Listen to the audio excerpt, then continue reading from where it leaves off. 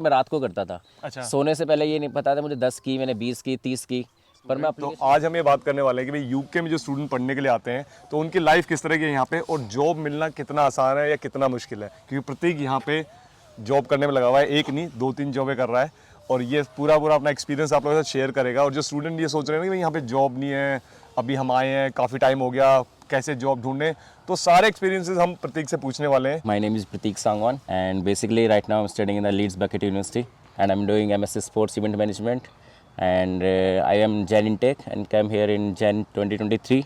Right now just completed my first semester and now I'm going in the second semester. तो मतलब प्रतीक पहले तो ये बता कि तूने जब यहाँ पे यूके आया पढ़ने के लिए, तो यहाँ पे है ना बहुत सारे स्टूडेंट के दिमाग में ये डाउट रहता है कि भाई हम कनाडा जाएं, ऑस्ट्रेलिया जाएं, यूके जाएं या किस कंट्री में जाएं, तो कैसे डिसाइड किया कि भाई हमें यूके ही जाना चाहिए तुझे पढ़ने के लिए?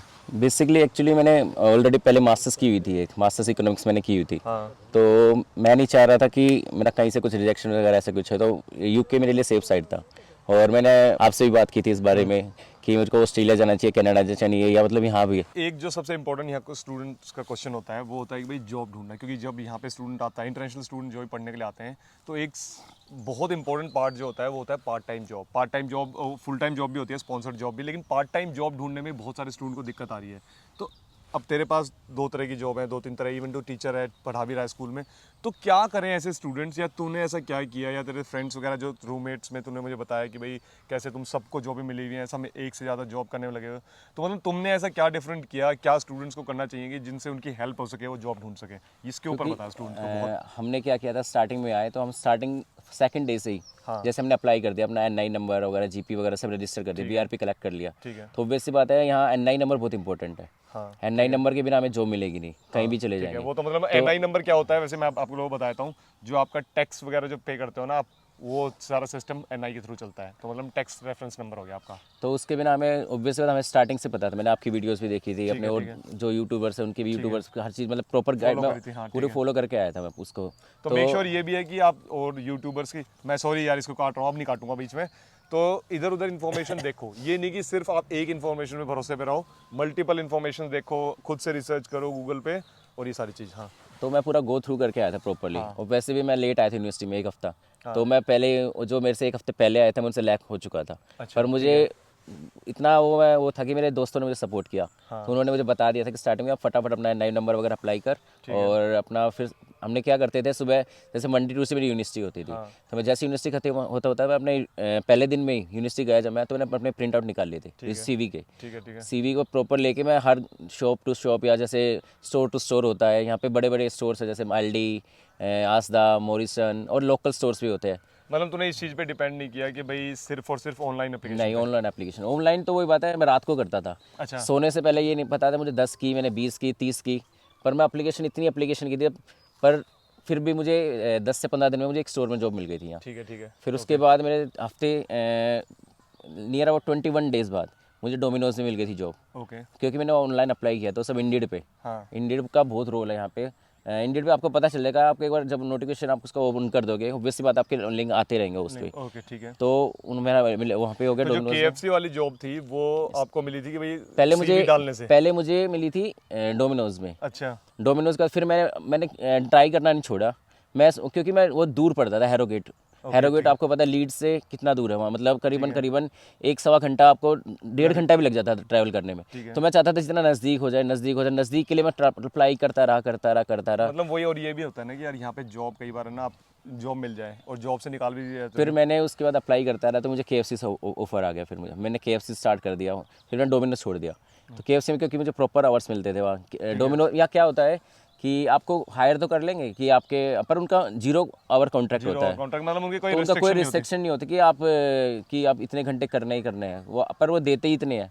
स्टार्टिंग में मुझे 8 घंटे 10 घंटे ये देते थे वीक में, तो इसलिए ऑब्वियसली स्टूडेंट को पर ये भी वो होता है कि सर्वाइविंग दूसरी करने जॉब के लिए ढूंढूं। इतना था नहीं। अब वो तो मेरा लक अच्छा था, कुछ भी लगा लो, मैं स्टार्टिंग से अपना अकोमोडेशन का करके आया था। अगर मैं अकोमोडेशन के रेंट के ऊपर उस पर डिपेंड रहता तो हो ही नहीं पाता, वो मैनेज ही नहीं हो पाता, क्योंकि 8 पाउंड में आपका खर्चा ही 8 आवर पर वीक करोगे आप, 8 आवर्स वीकेंड से, तो आप उस पर सर्वाइव ही नहीं कर पाओगे यहाँ अपना पे। जो बेसिक आपके खर्चे हैं ना वो नहीं निकलेंगे।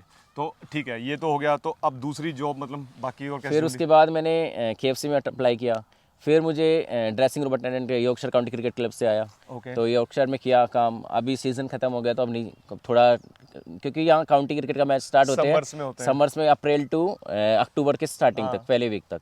तो उसके बाद फिर मैंने अप्लाई करता रहा। उसके इन ड्यूरेशन मैंने अप्रैल में 2 दिन स्कूल में भी जॉब की। ओके। मतलब 2 शिफ्ट की लगाई मैंने। यहाँ शिफ्ट का पंगा होता है, एक कवरिंग टीचर का उसमें होता है कि आपको, मैंने अप्लाई करता रहा कंसल्टेंसी के थ्रू, मैं यहाँ भी अप्लाई टच में रहा।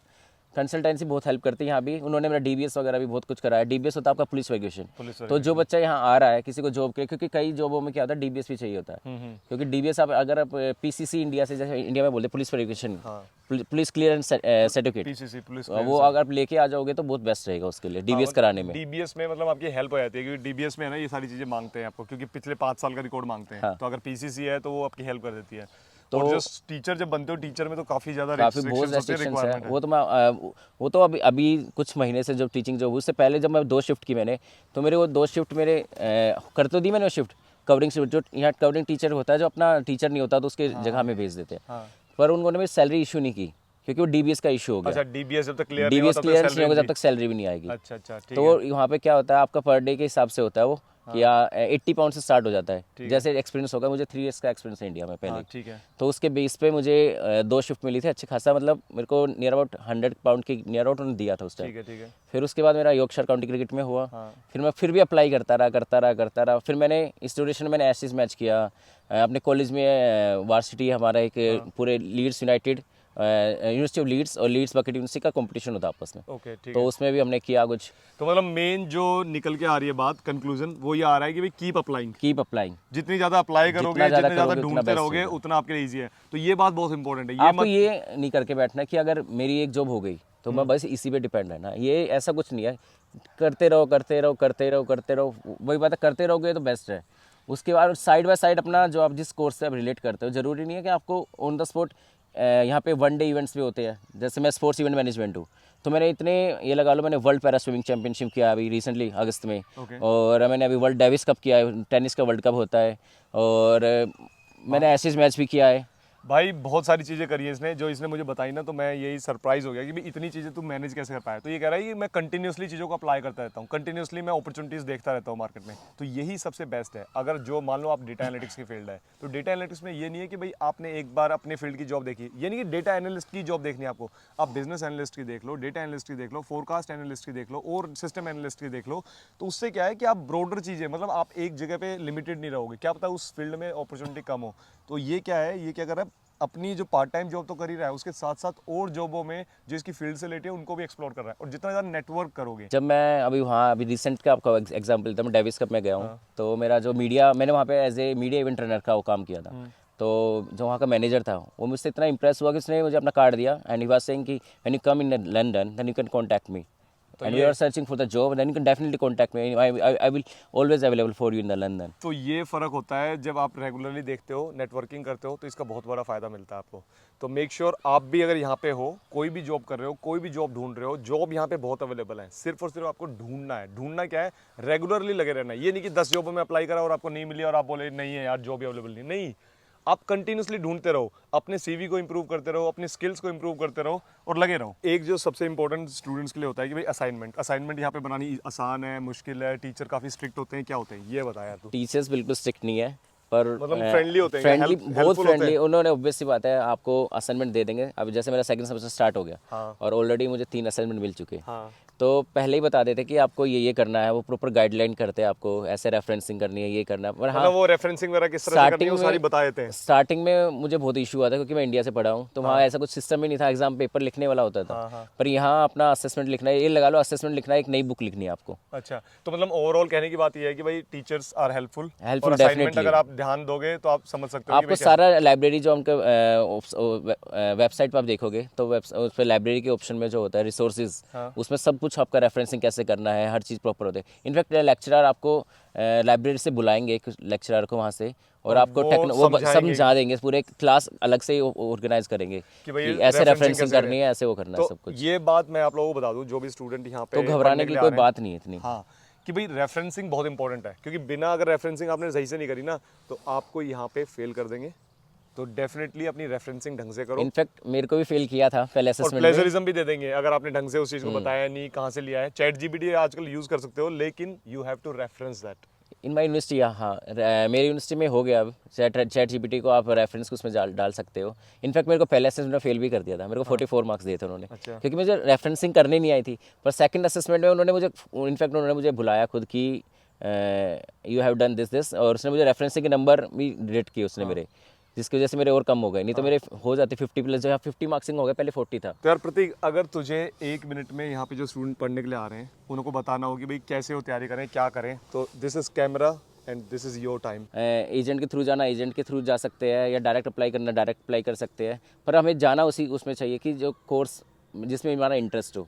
फिर सेकंड थिंग है, उसके बाद अपने डॉक्यूमेंट्स पूरे करने हैं। जैसे आइल्स का एग्ज़ाम भी होता है, विदाउट आइल्स हम उसको एडमिशन मुश्किल है यूके में। इनफैक्ट यूके में नहीं, कनाडा, ऑस्ट्रेलिया, आप कहीं भी जाओगे। थर्ड थिंग, आप अकोमोडेशन का अपना वहीं से बुक करके आओ। फोर्थ थिंग, अपना यहाँ पे आते ही आपका NI number, national insurance number होता है। उसके बाद GP, आपका जो आपका जनरल प्रैक्टिशनर होता है, डॉक्टर, और अपने बैंक अकाउंट ओपन करो, BRP कलेक्ट करो अगर आप यूके में आ रहे हो तो। और अपने उसके बाद on the spot next day, from the next day, अब जब ये अप्लाई कर देते हो तो उसके बाद अपना ये जॉब की सर्च में, अपना पार्ट टाइम जॉब की सर्च में अपने लग जाओ। और अपने साथ साथ अपनी जो प्रोफेसर्स आपका कोर्स करा रहे थे, साथ साथ उसको भी अपना गो थ्रू करते रहो। थैंक्स करते हैं यार प्रतीक ने, इतनी सारी बातें बताई, अपना एक्सपीरियंस आप लोगों के साथ शेयर किया, टीचिंग की जॉब यहाँ पे करने में लगा हुआ है और काफ़ी सारी चीज़ें उसने डिस्कस करी हमारे साथ। तो ठीक है, अगर आप यहाँ पे जॉब ढूंढने में लगे हो, पार्ट टाइम जॉब, कोई भी तरह की जॉब अगर आपको मिल नहीं दी है तो मेक श्योर घबराने की जरूरत नहीं है। कीप अप्लाइंग, आपको मिल जाएगी जॉब। और अगर आप बात करना चाहते हो मेरे साथ या प्रतीक के साथ, नीचे लिंक दिया हुआ है, डेफिनेटली अब वहाँ पे जाके आप अपनी डिटेल फिलअप कर सकते हो। I link you up with प्रतीक, और आप मेरे साथ भी टाइम बुक कर सकते हो। नीचे एक टॉप मेट का लिंक दिया हुआ है। तो मिलते हैं नेक्स्ट वीडियो में, तब तक के लिए बाय, अपना ख्याल रखना।